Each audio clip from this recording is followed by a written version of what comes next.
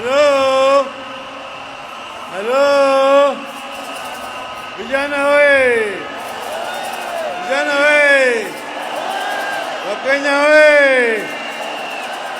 asanteni sana, asanteni sana. Haya,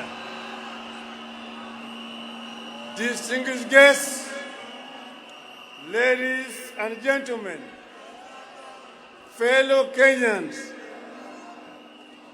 I am very delighted and I stand before you here today, a proud son of Kenya, a liberation fighter and a servant of the people for the last 50 years. Today, I boldly declare that I am neither repentant nor regretful of my own experience in the fight for a liberated Kenya.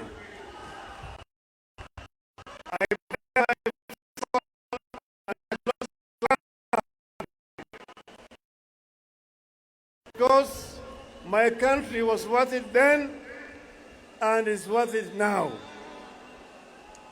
I bear scars of liberation with pride and embrace the blood, sweat and tears they cost me.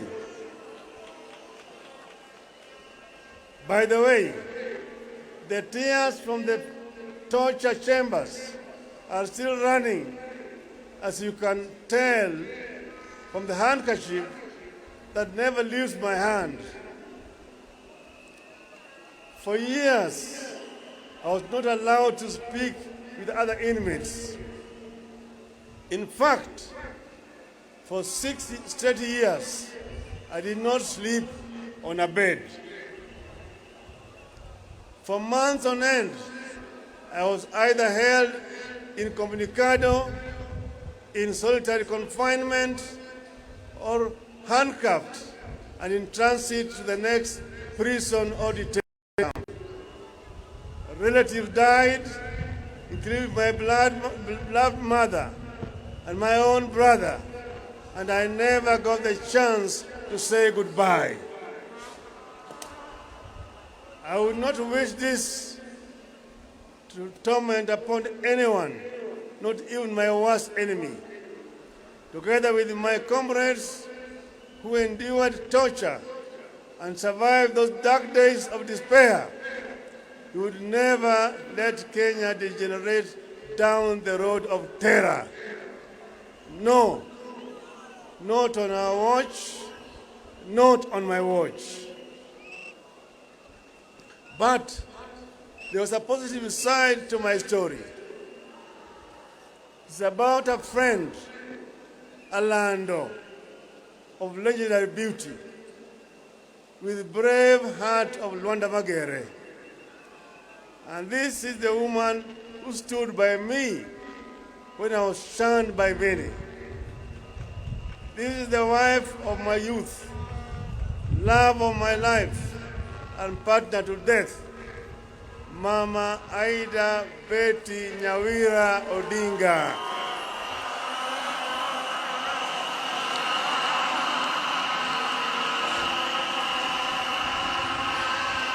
In those hard times of long and uncertain incarceration, if I was not reading the Holy Bible, I found deep solace in Mama Aida's love and support. She became a constant guest of the police cells through constant arrest and harassment. I can't thank her enough. Thank you, darling. Fellow citizens, what makes a great nation is not the man it produces, but the man it honors. That is why I would be remiss if I do not pay homage to those that gave us the sacred license to stand tall, to speak free, and to think big on this very day. And here I'm talking about my comrades in arms, both alive and those who have fallen. I pay homage to those who have gone before us, the fallen heroes of the second liberation. These include Kenneth Nyindo Matiba and Charles Robia.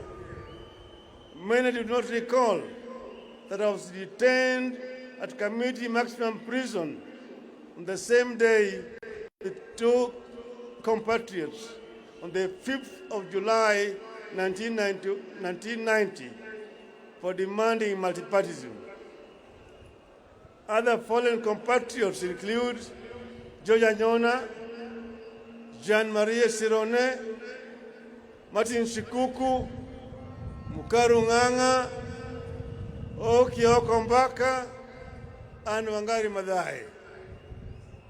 I also pay homage to all the audacious martyrs who, for the sake of the people, chose constant crucifixion over relative comfort of conceding to repression. I hold the deepest respect to living icons like Mukami wa Kimathi, the wife of Dedan Kimathi. They called her the Wasp because, like Kimathi, her husband, Mukami was a fearless fighter who mobilized daring bands of women in complex undercover Mau Mau operations. I salute her. Other liberators include Ngugi wa Thiong'o, whose powerful written words enriched the ideologies of the struggle against the one-party regime. Koigi wa Mwere, whose fearless voice inspired many to action. I remember Dr. Odhiambo Mbai, the fearless chair of the Devolution Committee at the Bomas Conference, who was brutally assassinated, and Dr. William Mutunga, who distinguished himself as a selfless champion of social justice and comrades in the detention chambers. We also had Katama Mukangi, Kaimoji Wachira, Alamin Mazrui, all those colleagues who were with us at that time. In the course of this struggle, there have been ups and downs, advances and retreats, but we have never lost our direction. At this point, I must pay homage to my brother, His Excellency, President Uhuru Muigai Kenyatta, for the foresight and sense of patriotism in initiating the dialogue that led to the handshake. It takes a seasoned statesman to shake the hand of his rival. I thank him. In the course of our discussions, we agreed that Kenya is greater than the two of us. We agreed that despite years of effort, Project Kenya has not quite taken the way of how our fathers envisaged. Where our founders envisaged unity, we have been held back by divisions, tribe against tribe, region against region, men against women, leader against leader. As if these divisions have not been costly enough, there are still massive efforts by other people to divide us further, as rich and poor, young and old. We agreed that where our fathers dreamt of plenty within our borders, poverty has taken deep roots in our land. We agreed that we must deal a deadly blow to corruption before it brings down our country. We resolved to work together to unite our people in order to realize the Kenyan dream as coined by our founding fathers. Justice is our shield and defender. May we dwell in unity, peace and liberty. Plenty be found within our borders. That is the foundation of the Azimio la Umoja. I must add here that with this reconciliation, I ask for nothing, and I will never ask for anything except the opportunity to serve.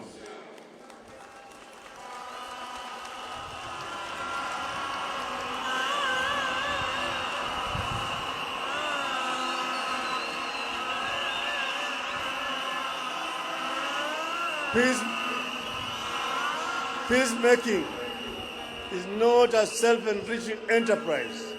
It is a calling from God. Blessed are the peacemakers, for they shall be called the children of God. Fellow countrymen, let me shift gears now to other stories. Those that I witnessed, listened to, and collected on my Azimio la Umoja tour of every corner of our greatest republic over the last 3 months. This meeting today, the culmination of the Azimio la Umoja journeys you have taken together. And you have already seen through the videos some of the issues that were raised during the consultations. Kenyans spoke from their hearts during the 15 Azimio la Umoja mammoth meetings. At the coast, wananchi reminded me that land issues remain a subject of pain. Many families long for the privilege of possessing family land that they can pass down to generations. They cried about the huge impact of the standard gauge railway on their businesses. We traveled into the North Rift, and there I listened to concerns of residents whose livelihoods are being destroyed by cartels in agriculture. People who import maize while farmers are stuck with their maize. They lamented the collapse of the dairy and tea sectors and the high cost of farm inputs. The communities of West Pokot County wondered where there was a West Pokot when there is no East Pokot. They asked to be identified specifically as a community in the national census with a code and their own development projects, and the creation of 2 more constituencies and 5 wards. I also spent time in the Mount Kenya, both west and east, and I can confirm to this congregation that if the mountain was smooth, it would be impossible to climb it. The mountain has to be bumpy for you to scale it. On this, I'm happy to note that I've reached very close to the peak.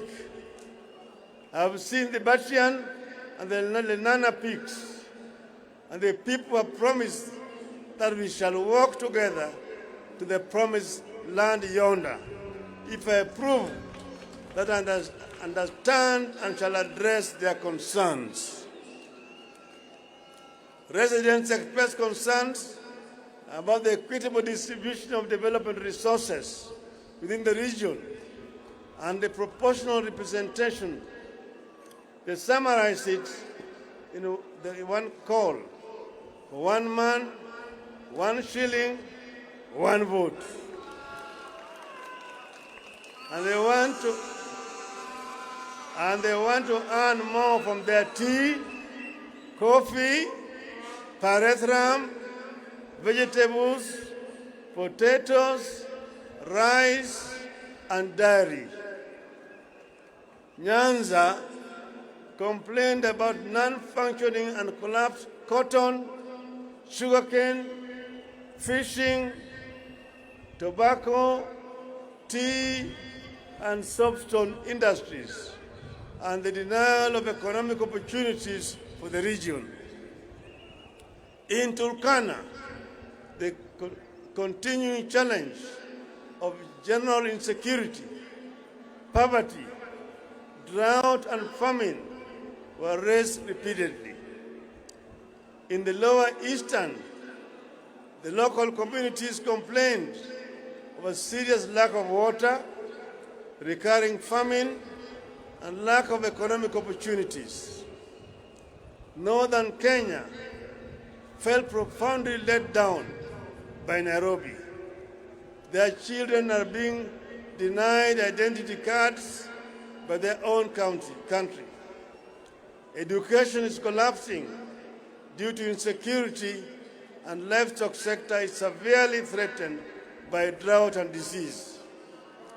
I took note that while our people of Mount Kenya spoke of 1 man, 1 vote, 1 shilling, Northern Kenya spoke of 1 man, 1 kilometer, 1 shilling.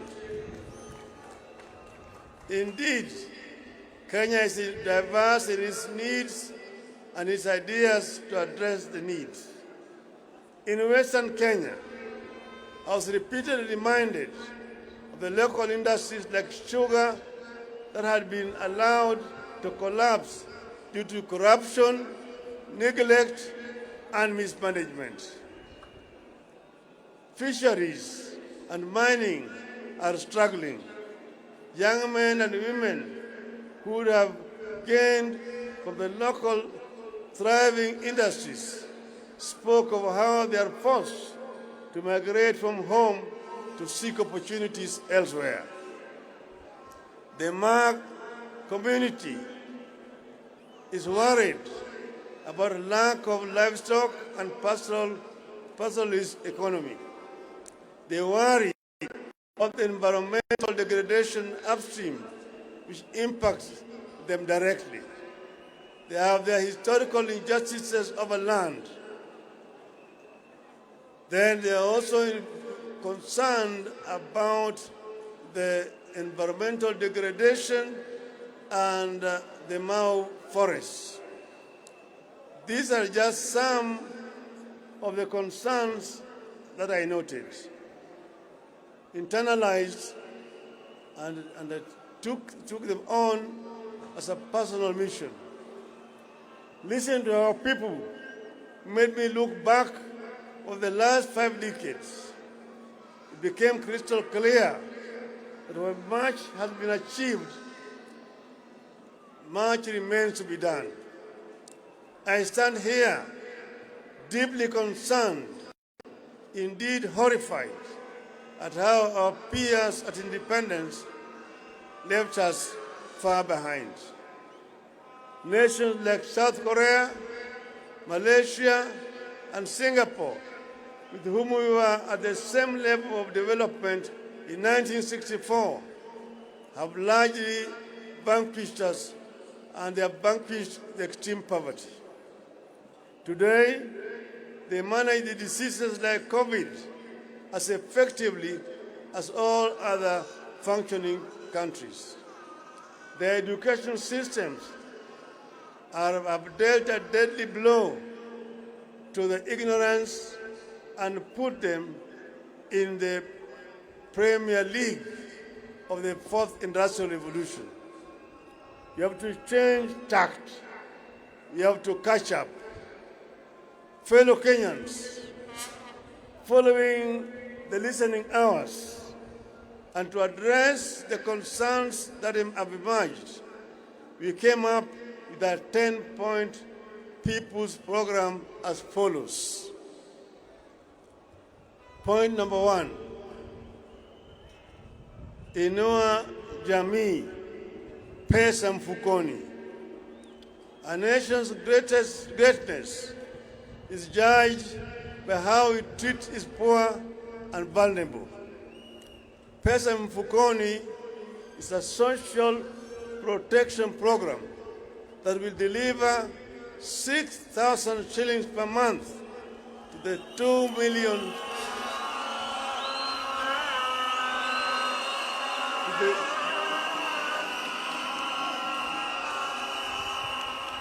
the 2 million of the country's most needy families.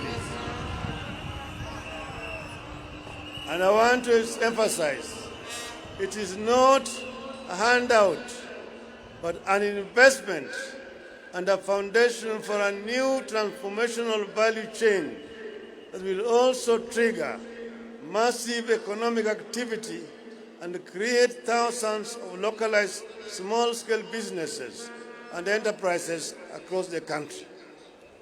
This will lead to millions of jobs and the eventual development of a thriving middle class. The resulting middle class and small and medium enterprises will be a robust market for larger, more national corporations. Point number 2, Baba Care. Each of us has experienced the all-consuming strain that accompanies the ill health of a family member. We will ensure that each and every Kenyan has a social insurance, a health insurance plan. Those who cannot pay, the government will pay for them, so that no Kenyan should die or suffer or lack treatment because of lack of money. Point number 3, kazi kwa wote. This is about securing the welfare of the people by generating avenues for productivity through job creation programs, for investing in the critical Juakali sector and other micro and macroeconomic stimulation schemes. Point number 4, uchumi kwa kina mama. This will focus on the true multipliers of the wealth in our community, our women. The program will unlock access to financing for women-led businesses and provide support for women and other enabling factors such as access to assets for production, land tenure, and proportional representation in all government levels. Point number 5, hashtag inawezekana. We know that our youth are closer to the future than we are, but they are exploited as cannon fodder for bad politics. Now more than ever, we need to invest in preparing our youth for that future. The program will equip our youth with the mindset, skills, funds, and technology to enable them innovate at par and even surpass their global counterparts. Point number 6, waste not a single child. Education is non-negotiable.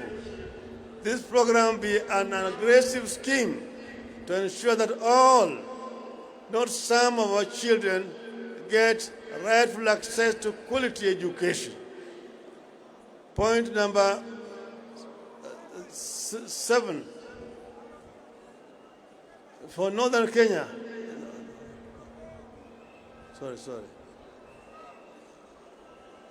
Point number 7, fukuza njaa. The aim here is not to merely feed, but to generate agricultural bounty that Kenya has the potential to produce. We will factor in climate change, adaptation, and mitigation to support and help realize high agricultural productivity across the nation. Point number 6 is about Northern Kenya, where children have dropped out of school because of lack of teachers. We will have affirmative action program to ensure that teachers are admitted at a lower rates so that we can have sufficient teachers to teach in schools in northern Kenya.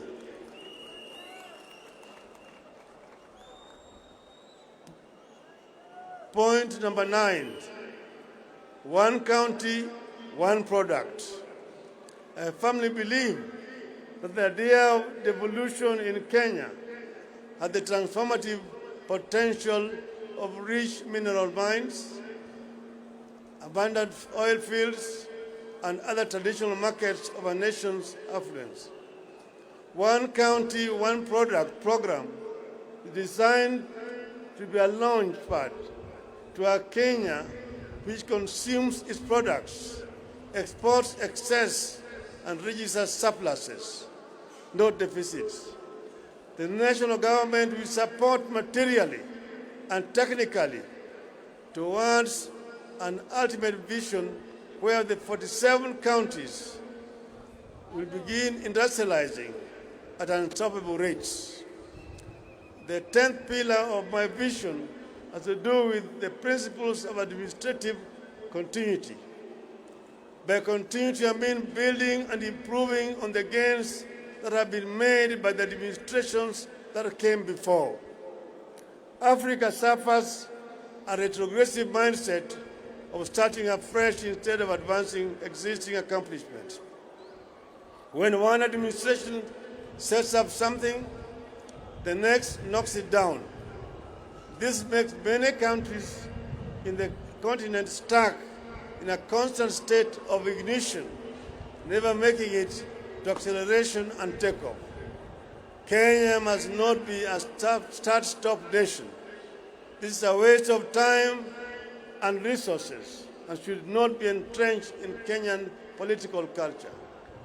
For example, President Kenyatta's Linda Mama program could not have worked without the construction of health facilities and upgrading of transport networks that we undertook during the Grand Coalition government. The plan for a rapid bus transit system could not have been operationalized without the construction of the Thika and Mbagathi roads. The plan for the Lamu port dates back to 1972, when President Mwai Kibaki was finance minister. It took almost 50 years for it to be launched by Kibaki as president in 2012, as he was leaving office. President Uhuru Kenyatta took it up in 2013, ran with it, and has implemented it. Lamu project is one whose ultimate vision I see clearly. Ignore it squanders opportunity. By another 50 years, to have a world-class transshipment hub that will reap exceptional economic benefits for our country. My manifesto will bear a crystallized description of the 10-point People's Program, delving into workings and plans that will actualize it for the people. These are just but highlight of new programs that we shall roll out to respond to needs expressed at Azimio la Umoja events. Very soon, ladies and gentlemen, I will unveil a detailed manifesto addressing the critical concerns like corruption, public debt, industrialization, ICT and digital economy, promotion and protection of businesses, and particularly protection of private property. Our business community deserves protection, and they will get it. Fellow citizens, at the top of our national government, where leadership is exercised to the maximum in governing and changing our nation, is the presidency. The president makes a difference in the life of this nation. Having listened to your calls during our conventions, give my credential to this congregation and the nation at large, and having spelled out the people's aspirations as I understand them under the Azimio la Umoja, and having given my 10-point vision for Kenya on this day of December 10th, 2021, I, Raila Amolo Odinga,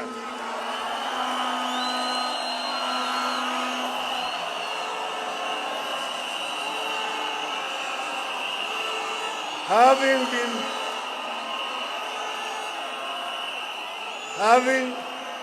been faithful and committed to building a national, democratic and progressive Kenya in our lifetime, having worked for many patriotic Kenyans to achieve this goal, I do hereby accept to present myself as a presidential candidate at the presidential elections on the 9th of August 2022, following the request and unanimous decision by the Azimio la Umoja.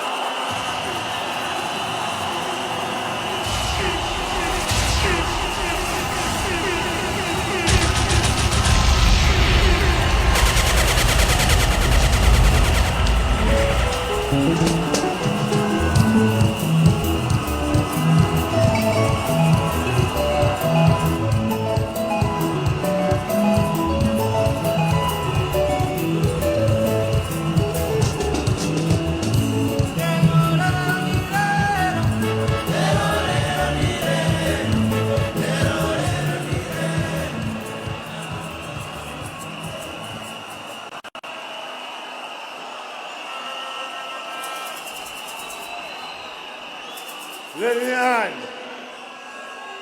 I'm not running for the president to oppose anyone, but to propose better policies. I'm in this race to build one indivisible nation. I'm not at war with any personalities. I'm at war with ideologies that will lead this nation in the wrong direction. Ideologies that divide us instead of uniting us. Ideologies that put the personal above the national good. Now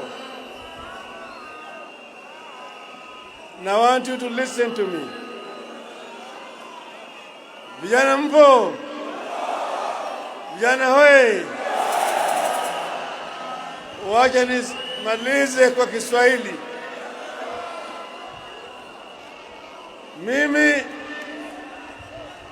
natoa shukrani kwenu nyote kwa kufika siku ya leo kwa wingi kwa hii sherehe yetu ya leo. Na sasa mimi nataka kutangaza, baada ya sisi kuzuru Kenya mzima na kuongea na Wakenya, nilikuwa nimewauliza, baba aendelee siendelee? Aendelee siendelee? Sababu leo nimejibu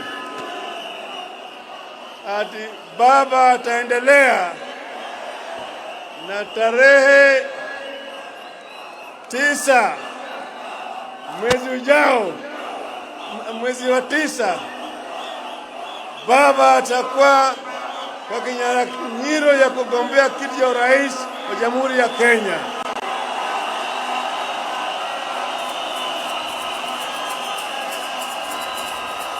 Vijana we!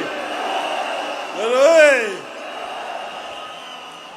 Lakini vile vile mimi nasema, baada ya kuzunguka kila mahali, tulikubaliana na ndugu yangu Uhuru Kenyatta tutaleta Wakenya pamoja, na kuna vitu vitano.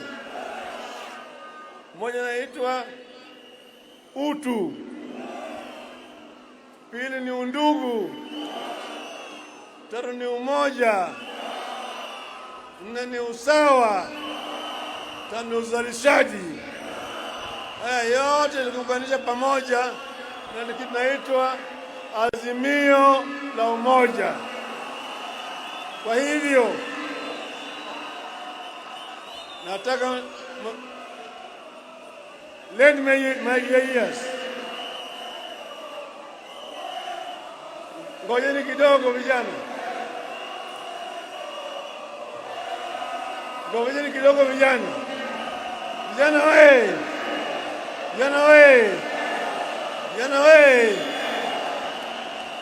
Natangaza kuanzia leo azimio la umoja itakuwa azimio la umoja movement, na itakuwa ni mseto. It will be a coalition. Azimio la umoja movement. Na nikisema azimio mnasema inawezekana. Azimio la umoja. Azimio. Azimio. Azimio. Leo tuko na hereby launch azimio la umoja movement.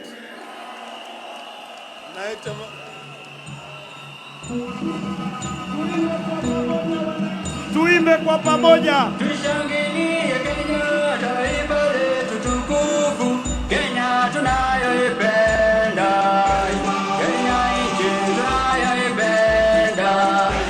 Twajivunia sana tukijiita wa Kenya, Tuimbe kwa pamoja. Baraka, Kenya nchi yenye baraka. Tumekomboa Kenya, taifa letu tukufu, tumebadili mwendo, tutalinda katika mpya. Anayependa Kenya ni yule mwenye kutenda haki kwa watu wote, mtu mwenye kutenda haki. Na ukipenda Kenya tunaimba kwa pamoja. Yenye kuvunja amani, hatutaki matata Kenya, wenye nchi.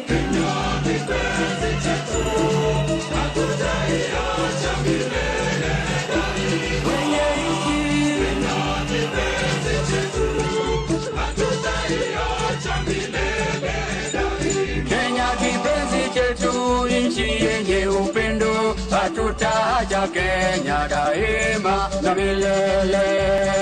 Kenya kipenzi chetu, tupeperusha mabango na kofia na mikono yetu yote. Akina mama vigelegele. kipenzi chetu, hatutaacha milele daima. Na nikienda nje sitasahau Kenya, na nitabaki Mkenya daima na milele. Kenya kipenzi chetu, hatutaacha milele. Asante. Mwenye nchi. Kenya kipenzi chetu, hatutaacha. Asante sana. Na tumeapa sote wenye nchi ya Kenya, kutumikia Kenya daima na milele. Kenya kipenzi chetu, hatutaacha milele daima. Wenye nchi. Kenya kipenzi chetu, hatutaacha milele daima. Sitaiacha Kenya nchi yangu, mimi mwenye Kenya daima. Asante. Kenya tudumishe, mimi mwenye Kenya daima. Sitadanganywa kamwe na porojo. Asante sana. Asante DJ. Kuleta chuki kati yetu, mimi mwenye Kenya daima. Asante. Tunaombwa tupeane nafasi muafaka, wananchi tusalie tumetulia, ili kumruhusu viongozi kumpa kongole Injinia Daktari Raila Odinga kwa kubali mwito. Na niombe nipewe leo ni leo, nipe leo ni leo, asemaye kesho ni muongo. Niombe tumpe nafasi ya kutosha kwa jukwaa. Tumpe nafasi ya kutosha.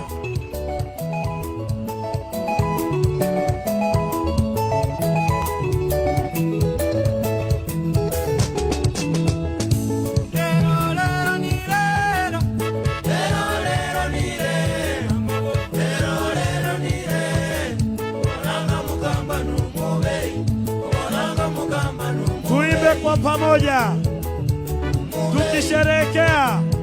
Leo ni leo, asemaye kesho ni muongo.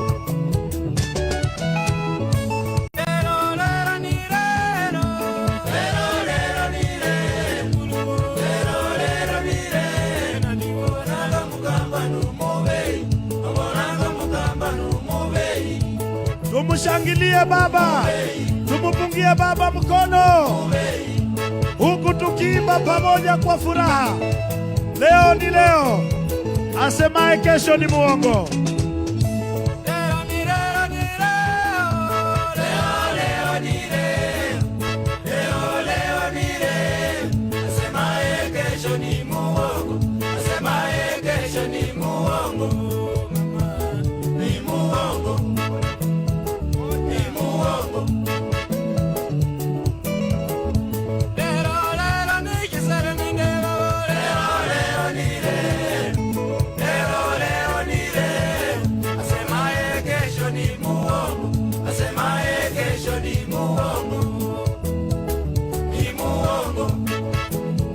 Wapi vigelegele?